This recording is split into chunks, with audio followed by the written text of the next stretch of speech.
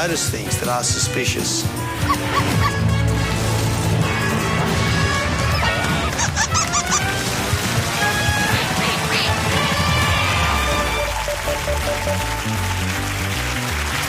Hello and welcome to Media Circus, where we turn the news game into a game show. And if you think that's demeaning to the news, then you obviously haven't been watching it. The school bans cartwheels and handstands. Fighting to prove he didn't smuggle a pig into a cricket match. Some might even say monkey mania, but they'd be wrong, wouldn't they, little fella? Joining the Media Circus this week, please welcome unemployed comedian Andrew Hansen. The thinking man's Alan Jones, Waleed Ali from RN Drive. And from the checkout, Ben Jenkins. You're up against Alex Lee from The Roast. Failed journalist Chris Taylor. And real journalist Ellen Fanning. I thought that was going to go the other way. Welcome everyone, you're playing in two teams tonight. On the orange couch we have Team Australia. Which sadly means on the blue couch all that's left is Team Evil. So there you go. Well, good luck to you. And looking down on the Media Circus, as always, is Australia's least respected fact-checker, Chaz Licciardello. Hello, hello, hello. Chaz, a fact-checker on this show, what does that actually mean? Just give me a second. We might leave you with that, Chaz. Thank you very much. A fact-checker is a person who checks factual... No. Okay. So let's play the news game.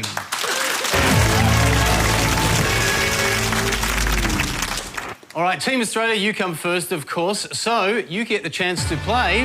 News Your Own Adventure. Yes.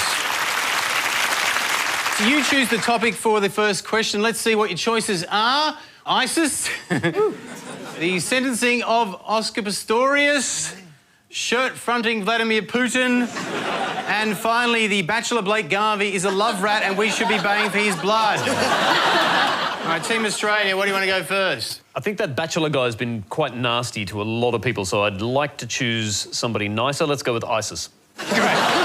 Thank you, Andrew. We'll go with ISIS. All right, this week, Channel 7 News revealed the one thing Aussie terrorist fighters who've gone to the Middle East miss the most about Australia. Team Australia, what was it? Well, the Logies, clearly. I think the Logies are the reason there are terrorists. I think I know this, actually. Yes. It's like cornflakes. Yeah, you're close. You're close. They missed like an Aussie cereal. Nobody likes cornflakes. Well, I think, well... You're close enough. Let's have a look what it was. Mate, I'm paying nearly 500 Syrian just to have some Cocoa Pops. Just for the home fill up some Cocoa Pops.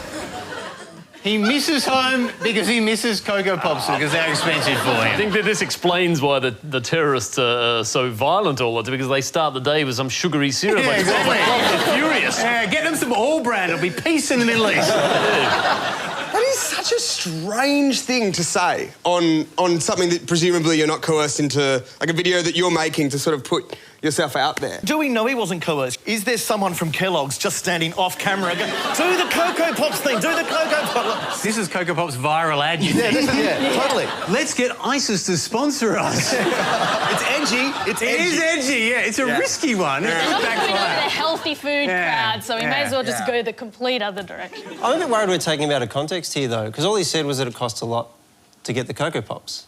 Maybe that's the reason they're fighting us. I was just going to say, Waleed, it's not actually that much at all that they're paying for it. It's actually £570 is $3.52. By my calculations, that means ISIS are actually cheaper than Woolworths.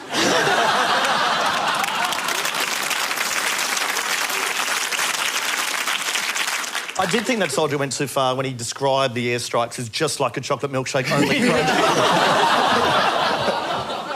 Even without factoring in Cocoa Pops, I'm amazed that any Australian would go and fight in Syria, because Channel 7 News has been bombing the shit out of that place.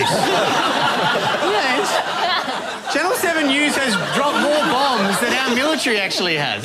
Have you been bored by the war like I have? I think part of the problem is the third in the sequel is never great, is it? So you had Iraq War 1, Iraq War 2, the third, you know, it's like Shrek 3 and never...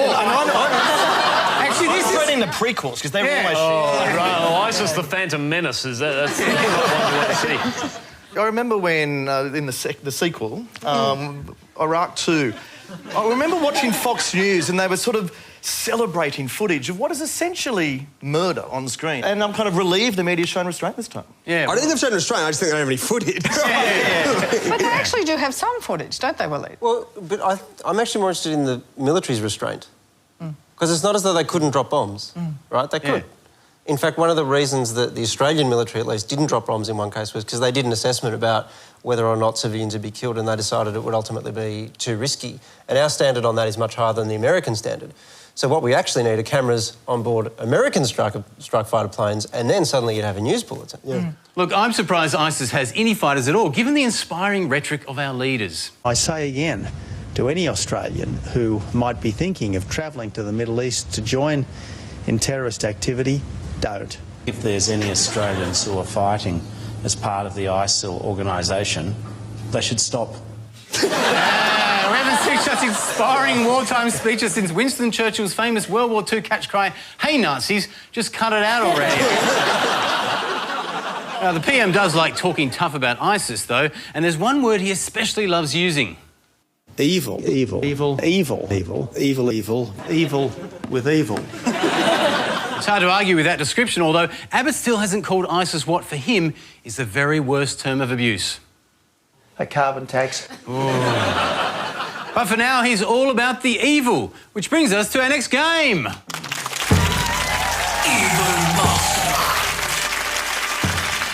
Evil Mastermind works like this. I read a quote with the word evil in it, and the question for our players is, was it said by Tony Abbott or a fantasy movie character? So let's play. You are dealing with an evil here that is beyond all comprehension. Was that Abbott or a movie character? That has to be Abbott. No, that was Zordon of Eltar, the mentor of the Mighty Morphin Power Rangers. Next one. They will get their hands on whatever they can and they will use it for evil.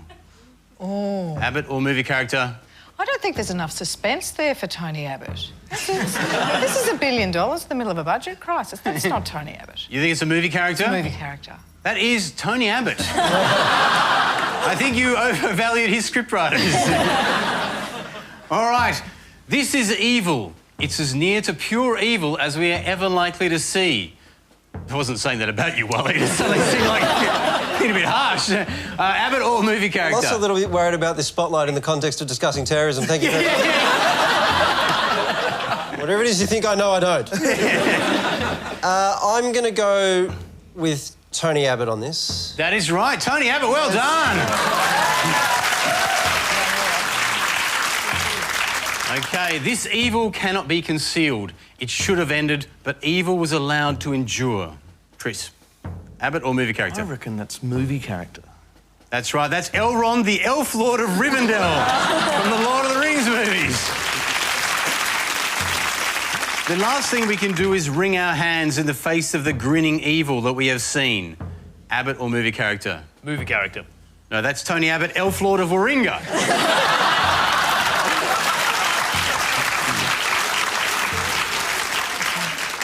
Next one.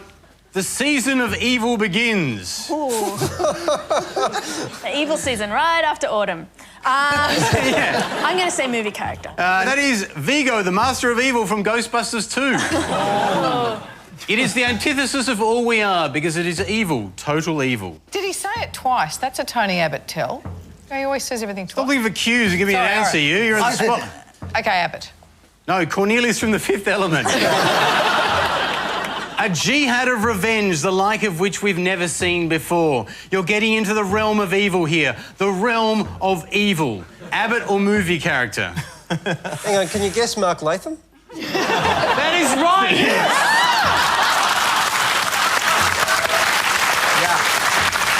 But that was Mark Latham talking about Kevin Rudd.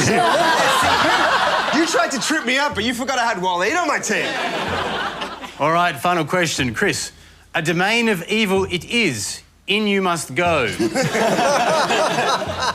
Well, either Abbott's grammar has got increasingly worse than it already is, or that's got to be Yoda from Star Wars. No, it's Abbott, actually, look. Domain of evil. It is. You must go. No, you're right. It was Yoda. It was Yoda. Well done, Chris. And at the end of that round, it was a tie, so I'm going to give it to Team Evil for getting Mark Latham. There you go. Hang on. Whoa there. Wrong side, buddy. Team Evil. I said Team Evil. They're Team Australia, and they... Oh, sorry, the Muslims on that team. I got it wrong. Forget it, I'm giving it to Team Australia then. You win this prize. It's a Tony Abbott humanitarian action figure. It comes with a free Bill Shorten figure that follows it wherever he goes. Streets of Fear. Today was the first full day of Operation Hammerhead, the huge police effort to bolster security in public areas and at major sporting events. Jane has a parties at Allianz Stadium. And Jane, what's security like there? So far, security doesn't really seem to be any tighter than usual. No tighter than usual? Adam, are you seeing any of these signs of increased security? To be honest, it doesn't look too much different to any other game. Not too much different? We also have, from reporters on the scene early this morning, reports of some drama involved in some of these raids, Rachel. That's right. Behind me, not so much drama. Not so much drama? Many other Muslims, however, are infuriated. Lachlan Kennedy joins us now from Lakemba. What is the mood there right now? Hugh, right now I have to say it feels like a normal Thursday afternoon. A normal Thursday afternoon?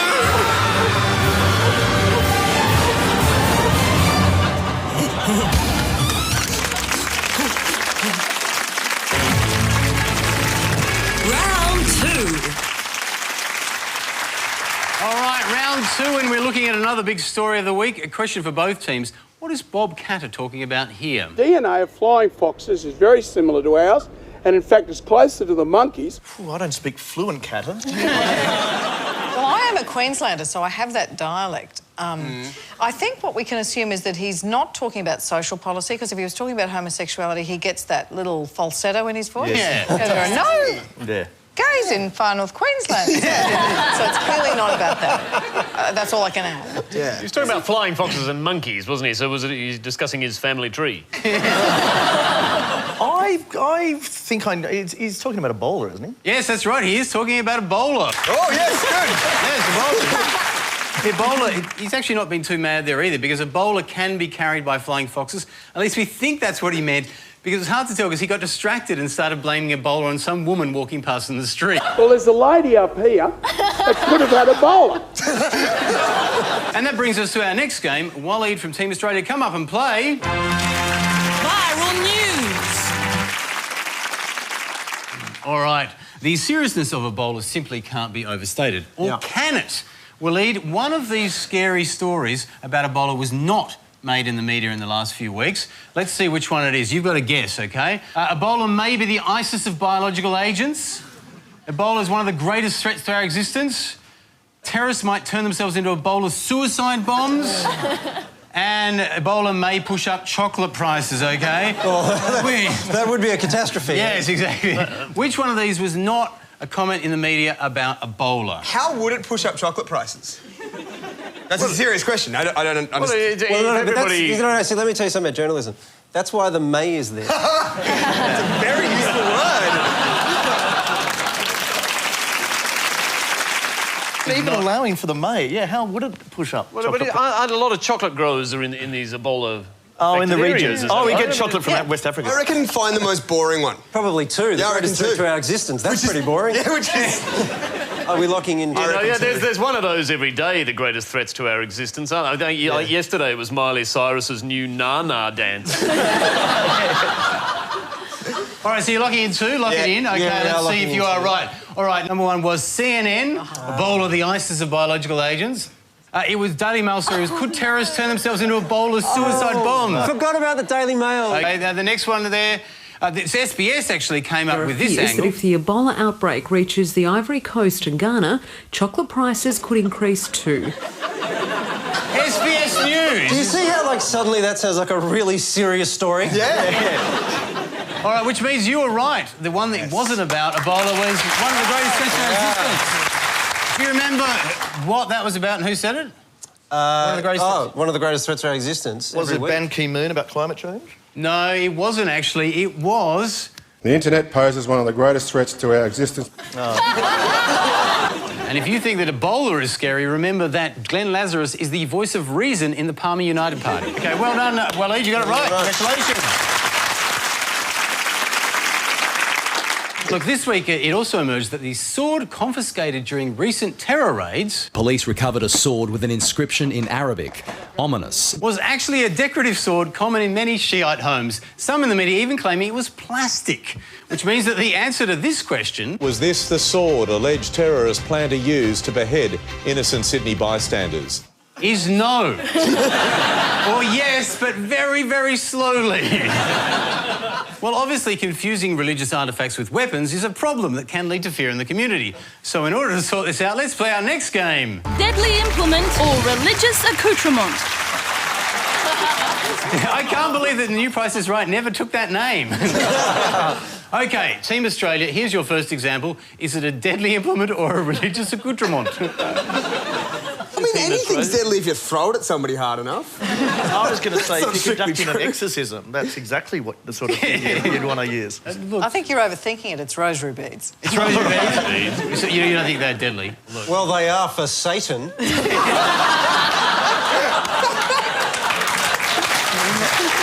Well, really? You are very close there. We initially didn't think the rosary beads were a weapon, but we were informed otherwise by this expert, a man on the internet who runs a liquor store. Furbies are actually a really good weapon. They can be used in many different ways. They can be used for everything from swinging them like a regular pair of chucks right here. You could also use it as a garrote. You can actually sit there and strangle somebody with it. The funny thing about that's his eHarmony video. He hasn't got many hits. OK, next challenge for Team Evil. Is this used as a weapon or is it for worship? I'm so glad I'm not answering. Well, that's the Jewish candelabra. What do we call it? I don't think it's the Jewish candelabra. Yeah, it's sort of the Jewish version of Beauty and the Beast.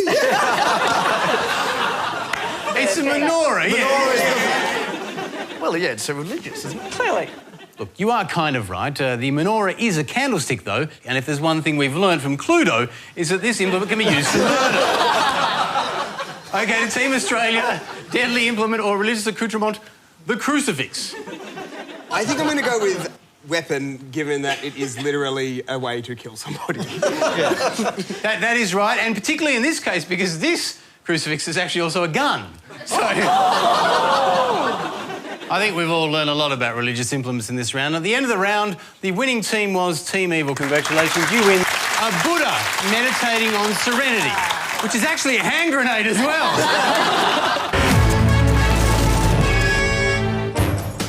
News School, Lesson 38. Point your camera at the newsreader. Channel 7, you try. 7 News with Peter Mitchell. Good evening. Good.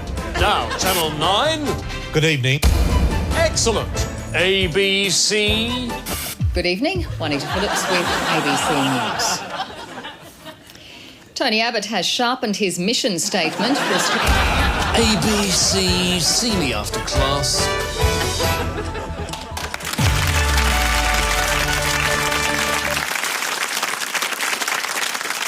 It's a little-known fact that not all of the news happens in Australia, and on the Media Circus, we'd like to take some time to honour the stories from overseas, even though they're obviously less important, in a game that we like to call... That's Un-Australian! OK, Team Evil, you're up first. Alex, come on out here. Come on out. OK, our first story comes from the Liwa Oasis. Before we get to why it's in the news, Alex, can you please point to the Liwa Oasis? What clues did you give us? Do we know the story? No, it's the opposite. You'll get the clues to the story afterwards. Right. You got the clue. It's somewhere in the world. There's a whole lot of just nothing around here, right? Hey, I think we've got enough troubles with Russia without you stepping in. I'm going to say, there, that yellow bit. That yellow bit Wouldn't there. the Let's yellow bit see be in how the close desert? you are. Oh, yeah. Oh, right. It's in the United Arab Emirates. For a point, can you tell us why the Leeward Desert was in the news. Here's your clue. The Leeward. Was it Camilla Parker Bowles' wedding anniversary? No, look, the real reason it's the Leeward Oasis is that Google strapped a camera to a camel to capture the Leeward Desert for Google Maps, for kind of street view. It's a potential lifesaver for people stuck in the desert with full mobile phone reception. And if you don't have the Google search engine there, you can just go up and ask the camel anything. Yeah. Every time you use the Google Street View thing, the same thing happened. Some poor guy got caught out. Bad luck, Alex. And now it's Ben's turn from Team Australia. Ben, come out here. The next story comes from the Altai Mountains.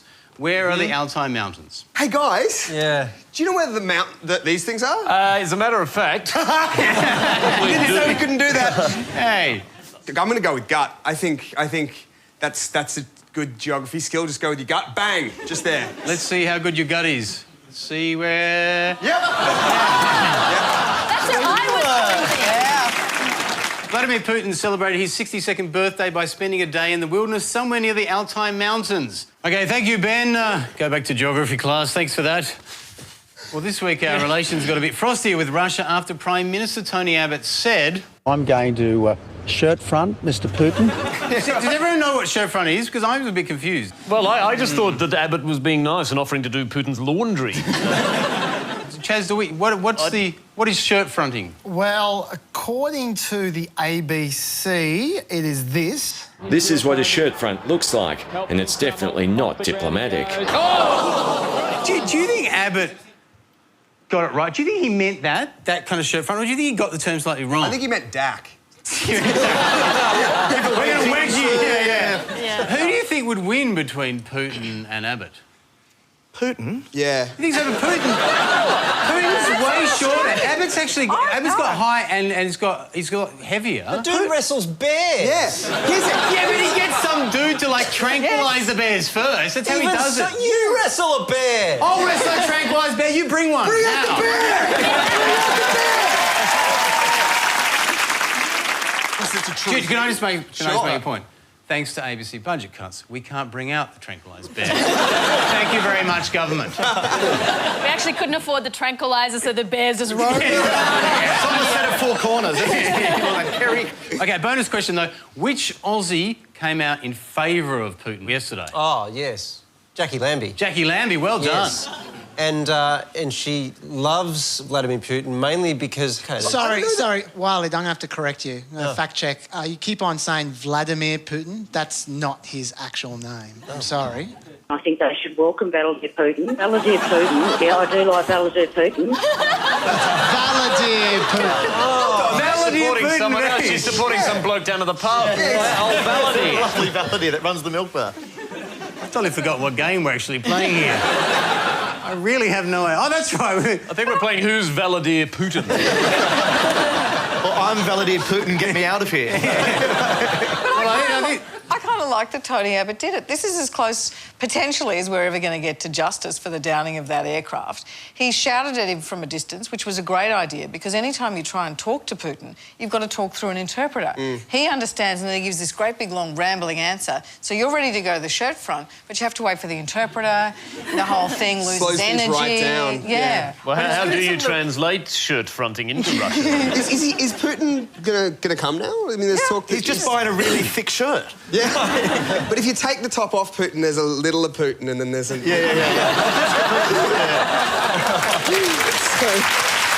right, that's the end of That's on Australian. I think you've both lost all of the points and got nothing. Well done. You're the one who forgot what game it was. So, is this war?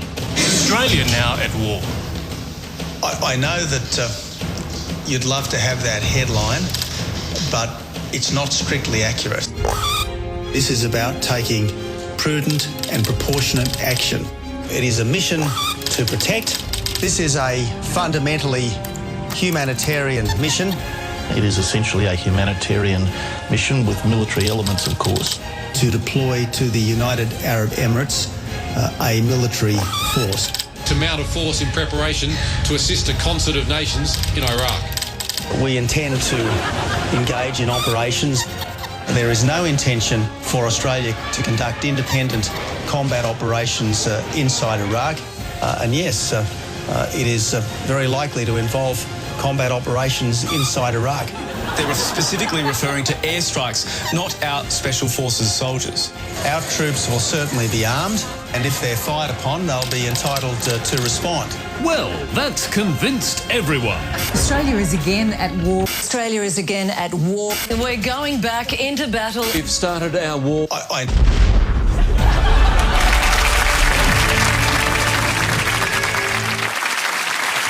And now it's time to play Yesterday's News. Yesterday's news is all about stories covered in the news on this day in history, like the 15th of October 1987, when ABC News ran an in-depth coverage of the National Cooee Championships. I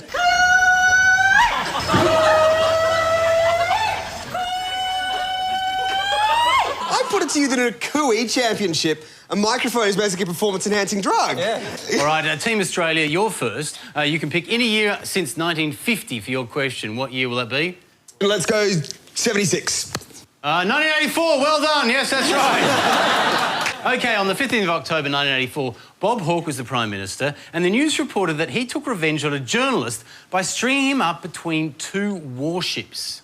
Mr Hawke's sea trip was also to afford him a measure of revenge.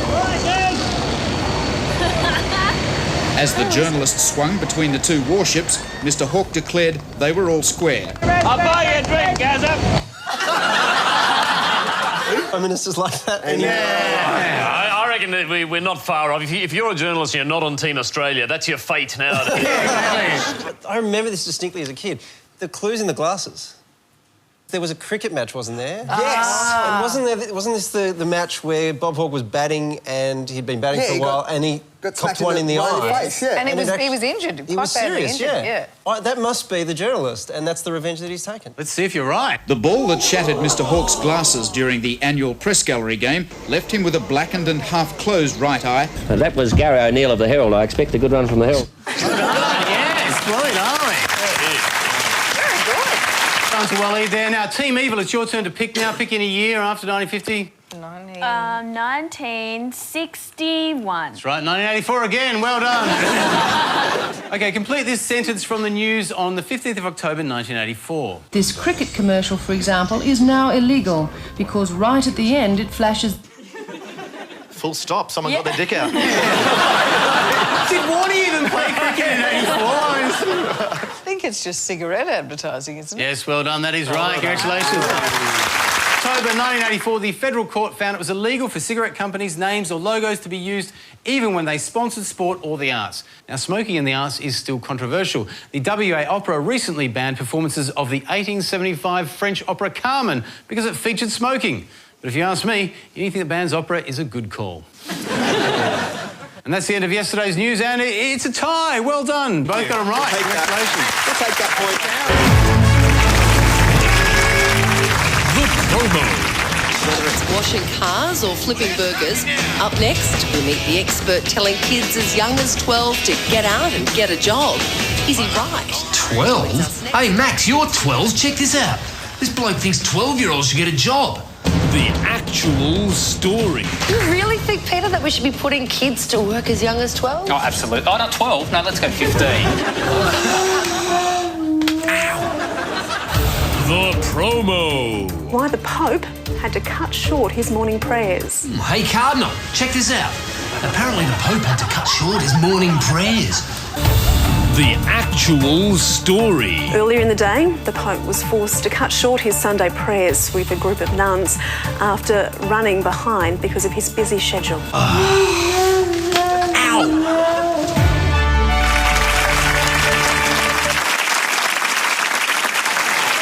Headlines. They're designed to give us the gist of a news story in a few crisp words. Or at least they used to be. Now, thanks to the age of the internet, the competition to grab our attention is so fierce that some headlines are written as bizarre questions, such as, do you actually eat spiders in your sleep? The idea is that you'll be so intrigued you'll click on it and read the whole article. The answer, by the way, was no, according to news.com.au. Now let's see if we can answer the questions the headlines have been asking as we play... Frequently Absurd Questions. Right, FAQ works like this. I read a question headline from the news and see if you can guess what the article's answer was. Hands on buzzers, and your time starts now. Did a satanic cult kill the 1 in a million horse? Surely yes. The article says no. Is that you, Gemma Ward? Yes, it is Gemma Ward. Yes, it is Gemma Ward. Is this the world's fastest penis? No, mine is. The answer is it may well be. Is Bachelor Blake Australia's most hated man? I want to say yes, but I'm scared. The article doesn't say. Is this pic proof that Nicki Minaj has a fake butt? Undeniable. The article also doesn't say. How tall is this insane water slide? Massively tall! No one knows. What happened to my girl actor? Stung by bees? She is older and is still an actor. See, that's it. Time is up. Now we've tallied up all the points. And at the end of the show, we've thrown them away because obviously there can be only one winner, and that's Team Australia. You win this terrorist negotiation kit, just in case you're caught in Syria. There you go. Well done. Yeah. We'll see you next week back in the Media Circus. Good night.